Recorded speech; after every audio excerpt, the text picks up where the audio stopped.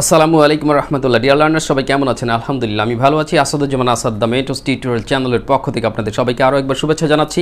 আশা করি আল্লাহর অশেষ রহমতে আপনারা সবাই ভালো আছেন। তো যাই হোক, খুব কমন একটি বিষয় নিয়ে আলোচনা করব। এই বিষয়টি যারা বোঝে বা যাদের কাছে পানির মতো, তাদের কাছে হাস্যকর মনে হতে পারে।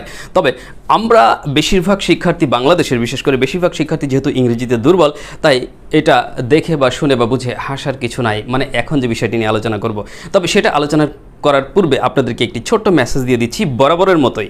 যারা বাড়িতে বসে খুব সহজে ইংরেজি শিখতে চাচ্ছেন, কোথাও গিয়ে কোর্স করা সম্ভব নয় বা কোথাও ভর্তি হয়ে অতিরিক্ত টাকা পয়সা খরচ করেও ইংরেজি শেখা সম্ভব নয়, তবে ইংরেজি শেখাটা অত্যন্ত জরুরি বলে আপনি মনে করছেন, তো তাদের জন্য মেসেজ হচ্ছে, আমাদের স্পোকেন ইংলিশের আমার হাতে যে বইটি আছে, এই বইয়ের একটি কপি আপনি সংগ্রহ করুন। ঠিক আছে, একটু কষ্ট করে এই বইটি সংগ্রহ করার পর এই বইটির লেসনের ভিডিও ক্লাসগুলি আপনি সিরিয়ালি আমাদের এই চ্যানেলে পাবেন, যে চ্যানেলে এখন ভিডিওটি আপনি দেখছেন, দ্য মেন্টস টিউটোরিয়াল। এই চ্যানেলে প্লেলিস্টে গেলে দেখবেন যে ভিডিওগুলি সিরিয়ালি সাজানো আছে, কোর্সের ভিডিও, অর্থাৎ এই বইটি নিয়ে বইটির প্রতিটি লেসনের ভিডিও ক্লাসগুলি আপনি সিরিয়ালি দেখুন এবং বাসায় বসে প্র্যাকটিস করুন, নিজেকে একটু টেস্ট নিন।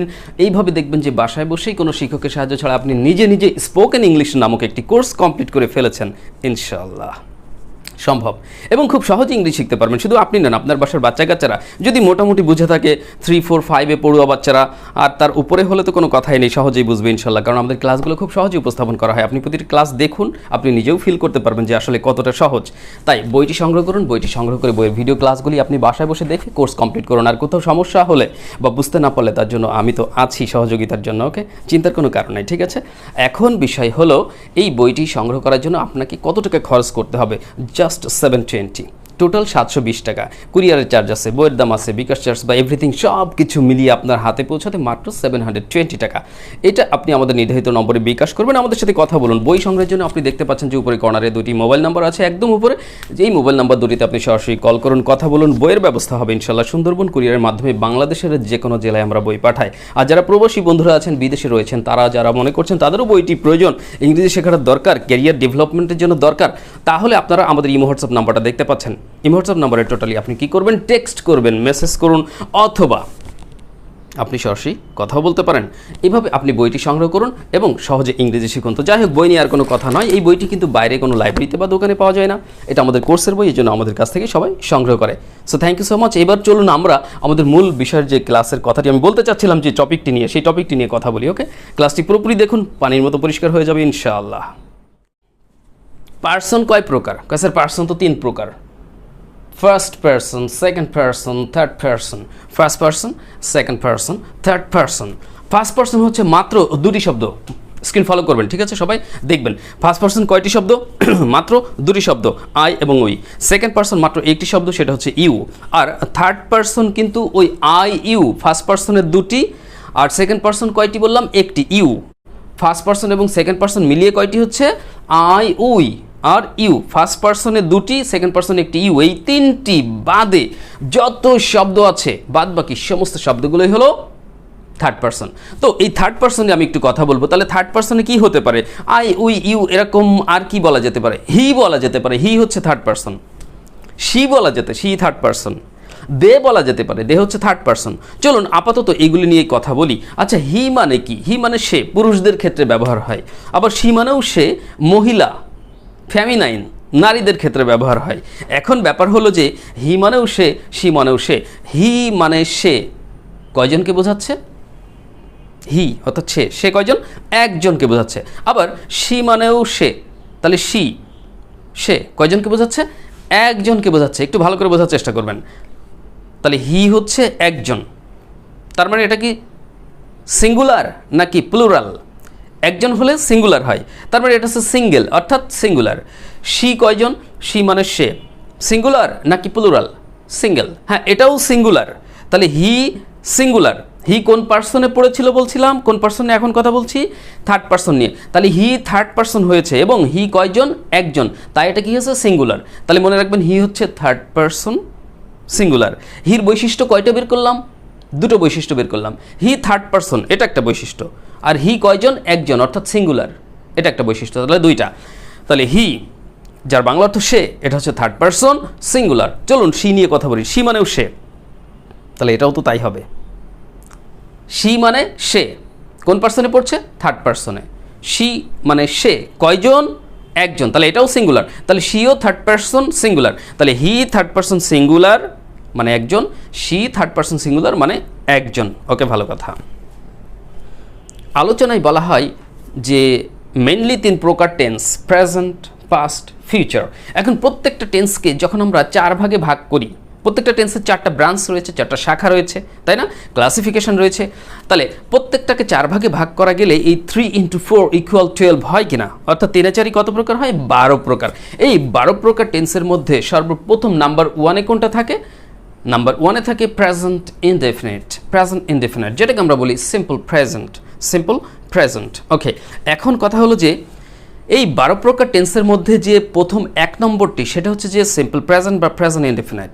এই টেন্সের ক্ষেত্রে যদি কোনো বাক্যের সাবজেক্ট হিসেবে এই হিকে ব্যবহার করি অথবা কোনো বাক্যের সাবজেক্ট হিসেবে যদি আমি শিকে ব্যবহার করি, তাহলে ওই সিম্পল প্রেজেন্ট টেন্সে হি বা শি সাবজেক্ট হিসেবে বসলে এরপরে যে মেইন ভার্বটি আসে ওই ভার্বের সাথে এস বা ইএস যোগ করতে হয়। বলছিলাম না, একেবারে সহজ কিছু আলোচনা করব।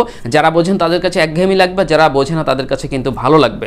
যারা বোঝে তাদের কাছে মনে হবে যে এটা আবার কোনো আলোচনার বিষয় হলো না। অবশ্যই আলোচনার বিষয়, এই সামান্য বিষয়টাই অনেকের মাথায় ঢোকে না।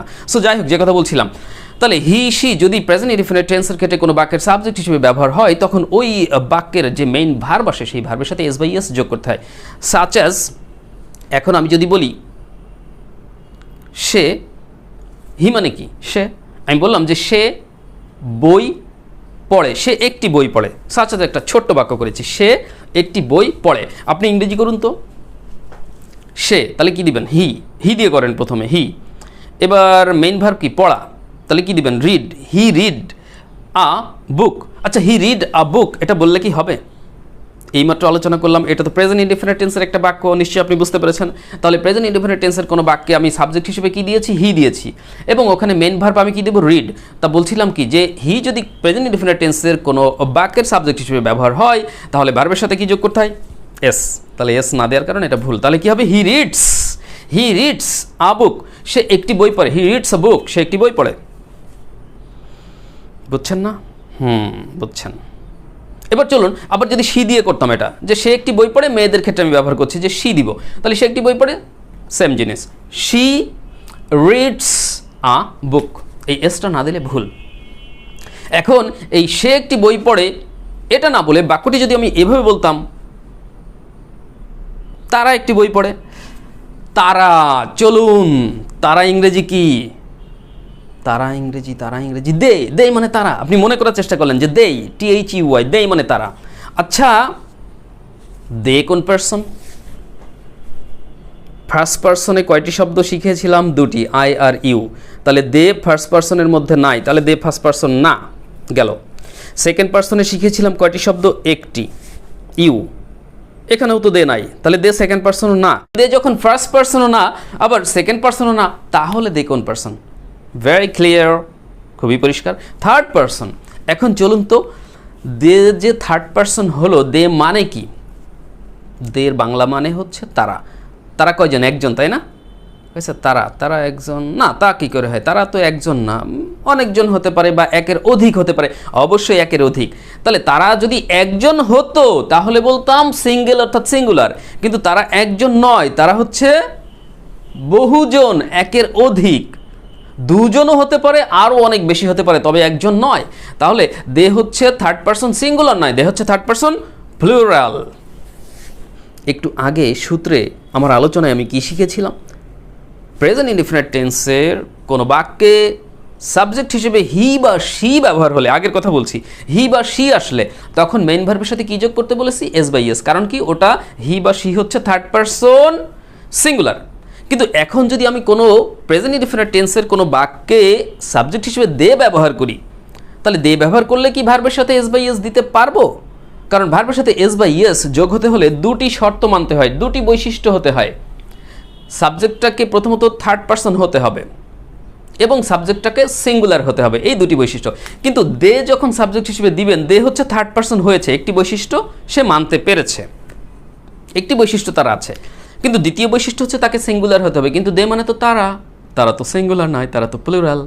তাই দে ব্যবহার করলে প্রেজেন্ট ইনডিফিনিট টেন্সে কোনো বাক্যের মেইন ভার্বের সাথে এস বাই এস যোগ করা যাবে না। ক্লিয়ার? তাহলে তারা একটি বই পড়ে, এবার কি বলবো? They reads a book. No no no, they read a book. তারা একটি বই পড়ে। তাহলে আবার চলুন এই তিনটা বাক্য, হি, শি আর দে দিয়ে। সে একটি বই পড়ে, হি রিডস আ বুক। আবার শি দিয়ে যদি করি, সে একটি বই পড়ে, শি রিডস আ বুক। তারা একটি বই পড়ে, আপনারাই বলুন, দে রিড আ বুক। আশা করি বুঝতে পেরেছেন। এবার চলুন আমরা এই তিনটি বাক্যকে নেগেটিভ করব, না বোধক। একটা জিনিস মনে রাখতে হবে, এই যে এস বা ইএস ভার্বের সাথে ছিল, তাই না? এস ছিল না? হ্যাঁ ছিল। কখনো ইএসও যোগ করতে পারে, যেমন গো যদি দিতাম, গোর সাথে কি এস হতো না? ইএস। গোজ। ডু, ডু হলে ডাজ, এরকম হতো। এখন ব্যাপার হচ্ছে যে যেহেতু এখানে রিড আছে, তাই এস যোগ হয়েছে এখানে। তো আপনি এই তিনটা বাক্যকে নেগেটিভ করবেন। তাহলে প্রথমটা ছিল যে সে একটি বই পড়ে, ফলো করবেন, সে একটি বই পড়ে, হি রিডস আ বুক।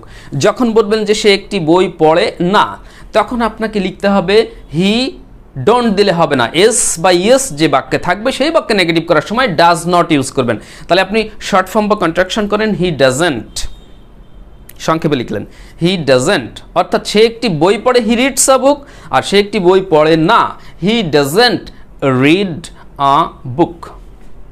ভালো করে দেখুন বাক্যটা, হি ডাজেন্ট রিড আ বুক। এবার কিন্তু রিডের সাথে এসটা নাই, এই এসটা মনে করবেন ডাজের মধ্যে চলে গেছে। রিডের যে এসটা প্রথম বাক্যে ছিল, মনে করবেন এখন ডাজ ব্যবহার কারণে ডাজের মধ্যে চলে গেছে। তাহলে বুঝতে পেরেছেন? আবার সে একটি বই পড়ে, হি রিডস আ বুক, আর সে একটি বই পড়ে না, হি ডাজেন্ট রিড আ বুক। এবার কিন্তু এস রাখলে ভুল হয়ে যাবে, এস রাখা যাবে না, ডাজের মধ্যে চলে গেছে। ঠিক একইভাবে শি দিয়ে, সে একটি বই পড়ে, শি রিডস আ বুক, আর সে একটি বই পড়ে না, শি ডাজেন্ট রিড আ বুক। এইবার শেষেরটি আপনাদের পরীক্ষার পালা। তারা একটি বই পড়ে, দে রিড আ বুক। এখন এই যে মূল বাক্য দে রিড আ বুক, তারা একটি বই পড়ে, এখানে তো এস ছিল না, কারণ দে তো থার্ড পারসন প্লুরাল, তাই এস হতে পারেনি। আর যদি ভার্বের সাথে এস থাকতো তাহলে তো আমরা ডাজ ইউজ করতাম এখন নেগেটিভে, যে ডাজেন্ট। কিন্তু যেহেতু দে রিড আ বুক, তারা একটি বই পড়ে, এই বাক্যটিতে রিডের সাথে এস নাই, তাই এখন এটা নেগেটিভ করতে গেলে আপনি কি ইউজ করবেন? They doesn't. No no no, they don't. তাহলে এস বাই এস না থাকলে ঝামেলা নেই, ডোন্ট ইউজ করবেন নেগেটিভে, নেগেটিভ করার সময়। এমনকি আপনি ইন্টারোগেটিভ করার সময় বাক্যের প্রথমে ডু নিয়ে আসতে পারেন, যেগুলো এস নাই। আর যেগুলো এস আছে সেই ধরনের বাক্যকে আপনি নেগেটিভ করার সময় ডাজেন্ট, আর ইন্টারোগেটিভ করার সময় বাক্যের শুরুতে ডাজ নিয়ে চলে আসবেন। তাহলে তারা একটি বই পড়ে, দে রিড আ বুক, আর এখন নেগেটিভ করলেন তারা একটি বই পড়ে না, দে ডোন্ট রিড আ বুক। ব্যাপারটা বোধহয় বুঝতে পেরেছেন। অনেকে প্রশ্ন করে, স্যার সে একটি বই পড়ে, হি রিডস আ বুক, এই যে বাক্যটা হলো, তারা একটা বই পড়ে, দে রিডস আ বুক কেন হলো না? এটার সাথে এস নেই কেন? দেখেছেন সমস্যা কোন জায়গায়? আরে সে একটি বই পড়ে, এই সে, হি যেটা ইউজ করেছেন, এই হি তো থার্ড পারসন সিঙ্গুলার, দুটো বৈশিষ্ট্য আছে। কিন্তু যখন আপনি বলছেন তারা একটি বই পড়ে, তারা দে, এই দে কি থার্ড পারসন সিঙ্গুলার? এটা থার্ড পারসন হয়েছে, একটি বৈশিষ্ট্য আছে, কিন্তু আরেকটা সিঙ্গুলার তো হতে পারেনি, প্লুরাল, তাই এস হয়নি। তাই তারা একটি বই পড়ে, দে রিড আ বুক। তাহলে সে একটি বই পড়ে, হি রিডস আ বুক, আর তারা একটি বই পড়ে, দে রিড আ বুক। তাহলে থার্ড পারসন সিঙ্গুলার আর থার্ড পারসন প্লুরাল, এই জিনিসটা মাথায় যদি ঢুকে থাকে ইতোমধ্যে আমার এই বিশদ আলোচনার পরিপ্রেক্ষিতে, তো আমার মনে হয় এই ব্যাপারে আর কোনো দিন আর কোনো সমস্যা থাকার কথা নয়। সো ডিয়ার লার্নার্স, যারা সহজে ইংরেজি শিখতে চান তারা আমাদের বইটি দ্রুত গতিতে সংগ্রহ করুন। বাড়িতে বসে খুব সহজে ইংরেজি শিখুন, স্পোকেন ইংলিশ কোর্স করুন, ভালো ইংরেজি শিখুন, ভালো ক্যারিয়ার করুন। আল্লাহ তাআলা আপনাদের সবার মনের আশা পূরণ করুক। আর সবাইকে আমন্ত্রণ জানাচ্ছি, প্লিজ ইসলাম ধর্মের শিক্ষার্থী বন্ধুরা যারা আছেন, যারা ভিউয়ার্স আছেন, আমাদের চ্যানেলটি নিয়মিত দেখে থাকেন, তাদেরকে আমি দাওয়াত দিচ্ছি, I am inviting all of you to pray 5 times daily please, because it's a duty to our almighty creator. আমাদের মহান সৃষ্টিকর্তা আল্লাহ তাআলার প্রতি আমাদের যে দায়িত্ব রয়েছে, আমাদের যে কর্তব্য রয়েছে, আমরা সবাই জানি, 5 ওয়াক্ত নামাজ পড়ুন প্লিজ, 5 ওয়াক্ত নামাজ পড়ুন, জীবন বদলে যাবে। আল্লাহ তাআলার অশেষ রহমত আপনার উপর নাজিল হবে তিনি চাইলে, ইনশাআল্লাহ।